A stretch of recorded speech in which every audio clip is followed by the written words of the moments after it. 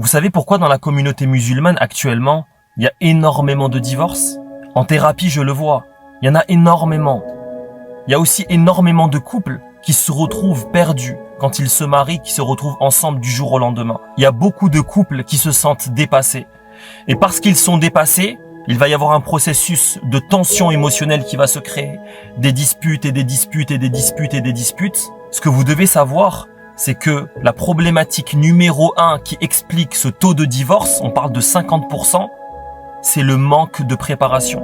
Tout le monde est d'accord pour dire que pour devenir plombier, devenir électricien, ingénieur, médecin, il est nécessaire de se former. Le mariage, c'est une science. Le mariage, c'est un savoir. Et les couples, lorsqu'ils entament une relation conjugale à deux, pour la plupart, oui, ils ont un savoir. Mais c'est un savoir qui n'a pas été remis en question. On n'a pas remis de la perspective dessus pour savoir ce qu'on va garder de ce que nos parents nous ont légué. On va se marier, on va croiser les doigts, on va dire bismillah et on va penser que tout va bien se passer. Non, ça marche pas. Ça ne marche pas. Tu peux pas te permettre de te jeter dans l'eau sans savoir par avance si tu sais nager. Tu dois observer certaines étapes, tu dois apprendre à nager, tu dois apprendre à flotter. Il y a tout un processus à respecter. Le mariage, c'est pareil.